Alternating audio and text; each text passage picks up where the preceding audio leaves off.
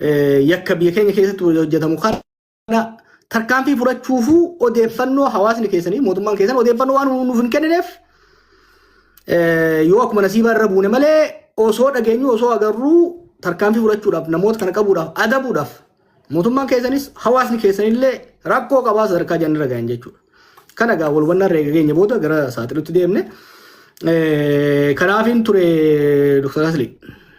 Okay, galatoomii nabii kenna dubbinte sammaami ofi yennaan takkutti dhibne ta dhuftuuf yaannaa jedhanii amma eega dhufte balaa xiixe kanatti gad dhufte kuno ilmaan kee keessattuu yeroo baay'ee qeerroof qarree kana sii waamanii namni abbaa qeerroo abbaa qarree jedhan abbaa isa uumate caalaa gara kee gurra qeessa. Shabaabni umriin isaanii 18 olii fi amma ijoolleen kun 20 olii fi warraaga afurtamoota keessa illee warra jiru jira guddammaan kasilaa guddaa kamataa arrii hunda jira waan dhufte kana kunoo balaa o'etti gad dhufte wanti isaan gochi isaa walirratti raawwataa jiran laaluufuu dhaga'uufuu nama jibbisiisa waan nama bineensa irratti hin taane walirratti raawwataa jiran ijoolleen kun afaan tokko dubbatanii ilmaan keeti irra hedduun isaanii obboleewwan keeti wanni kun wanni amma irratti ijoolleen keenya biyya arabaatti beekumsaan haa taatu wallaan haa taatu irratti godhamaa jiru kun furmaanni isaa maali? Ergamni isaa hoo maali? Wanni kun mootummaa siyaasa wal qabatamoo namummaatu namummaa ofii wallaalee akka garaa walitti jabaate maal irra geette? Furmaanni isaa maali? Sababa irraa hoggaa kaane asli keenya sababa irraa hoggaa kaane sababni duraa rakkoo dhuunfaati irraa ka'uu dandeenya. Ijoolleen kun ijoollee rakkoolee hedduu keessatti biyya keessatti rakkoo adda addaatiif saaxilamanii san booda biyya alagaa keessa bishaan hamaa isin beektan san keessa dabranii rakkoon xiinsammuudhaa psychological problem ijoolleen qabdu ni jirti.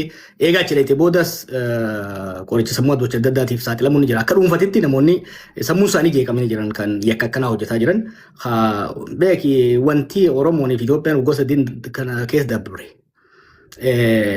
Collective psychosis keessa waan nama galchuu wal maraatuu waloo manni biyyattii guutuu sadarkaa maraatuu keessa galuu danda'a ture. Rakkoon kun ni jira.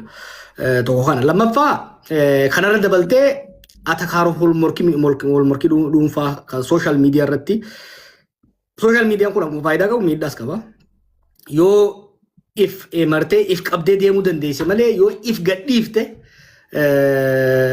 yoo laaltan ijoolleen kun hoggaa laayivii wal miidhan lubbuu namaatu ittiin fakkaatu kompiitar geem itti fakkaata. Fakkeenya tokkoon isin kenna lolli dirooniidhaa kun amma namni dur hoggaa ol lolu kilaashii isaa ta'u girnoo qabatee wal harkaatti yookiin immoo uleenis yoo taate dur irraa kaasee wal harkaa waan wal dha'uuf anis niin du'a jaa nama duus ni harka waliin hafuudhaa jira. Waliinau sodaachuunis dhiiga sodaachuunis ni jira. Wanni dirooniin tun fidde maali? Fagoo teesseeti nama dhooyita. Nama dhawusaa biraan geessu atillee dhayamtu. So what is drone warfare did? Emotionidha keessaa baase. Bikka takka ruumii diroonii tokko dhaqee ilaaleen ture biyyoitiitti. Ijoolleen achi keessa jiru ijoollee xiqqoo ijoollee amma 20 keessaa tana hoggaa lolarra diroonii dhukaasan akka nama geema kompiitaraa taphatuutti if laalanii jechuudha. Akkana walitti dhaadachuun godhameeti ajjechaatti deemamaa ture. Kadeen gaddaa kun sadan osoo itti namni hedduun ofirraan beekin osoo sirriitti beeksifameen godhamee jechuudha. Maaliif dhimma amma deemaa jiru kana jijjiiruudhaaf akka ta'e wanni siyaasaa ni agarra. Sanqoo osoo hin ta'in qorannaa maafiyaa 120 godhe keessatti xiqqoo tokko isin tuqaatiin ture. Warra tikaa mootummaa ta'an keessaa yeroo adda addaatti biyyoota arabaa kanatti deddeebi'aa turantu jira. Takka sababni irra utaalee maafiyaa daldala daddabarsa nama Oromiyaa irraa kaasee hanga Saawudii akkasumas baadiyyaa biyya Saawudii keessatti alkoolii fi diraga adda addaa qopheessuudhaan biyya san keessa raabsan maafiyaa humna ciccimaa qabu hidhatee jira kun isin beektan. Maafiyaan kunis shoora keessaa qaba jechuudha. Maafiyaan tun immoo biyya wajjin qabdi. Baay'ee maafiyoota kana keessa warra amma isin agarre sooshaal miidiyaa irratti mul'anne kan dur dahannatii wayyaanidhaa turan. Ka dahannatii Yaman turan. Kadahannati Somalee turan, kadahannati Eertiraa turan, kadahannati Bilisiginaa turan daldala kana keessatti hirmaachaa jiran. Biizinasa guddaadha wanni kun. Jarri kun hoggaa qorannoon keessattuu mootummaa Saawudiidhaa irra dhiyaate san daayivert gochuudhaaf hoggaa xiyyeeffannoon hawaasa turre daayivert gochuudhaafis akka fayyadaman waan agarree jira jechuudha. Waliigalatti wanni deemaa jiru kun waan xaxama qabu. Lubbuu namaatiif garuu xaxamaa miti. Wanni baay'ee garaa si nyaatu namni ooyiruu qindii takkaa osoo qabaatee irra qotachuu danda'e. Bishaan hamaas isin beektan irra cehee ibidda biyya Arabaa san keessa hin dhaqu. Osoo ooyiruu qindii takka qabaate.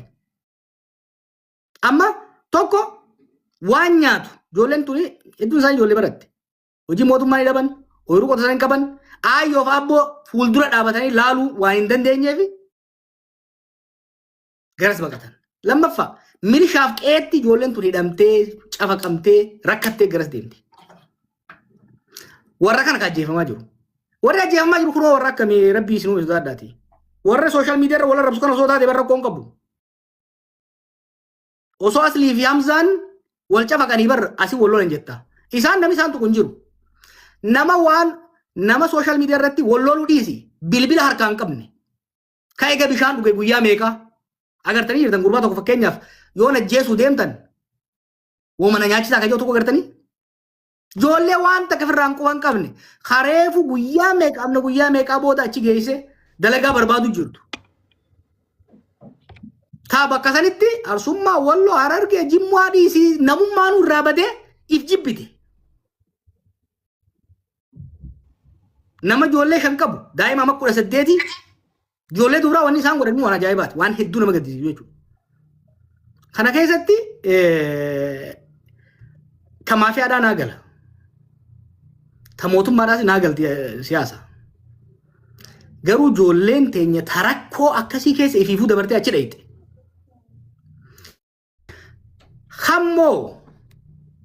Kammoo Liibiyaadhaan kutee Ijiptiin kutee namni meeqa biraa du'ee gargaarsa rabbiitiin Awurooppaa fi Ameerikaa ga'e. Awurooppaa fi Ameerikaatti maqaa Oromootiif Oromummaatiin hawaasa Oromootiin gargaarfamee waraqaa argate.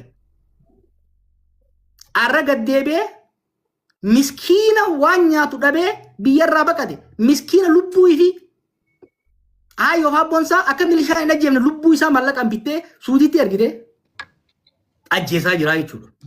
Hiraarsaa jira jechuudha. Balaan tokko nurra gahaa jiru dhumaatii namaati. Akeekni waan kanaa maali jennee alaallu.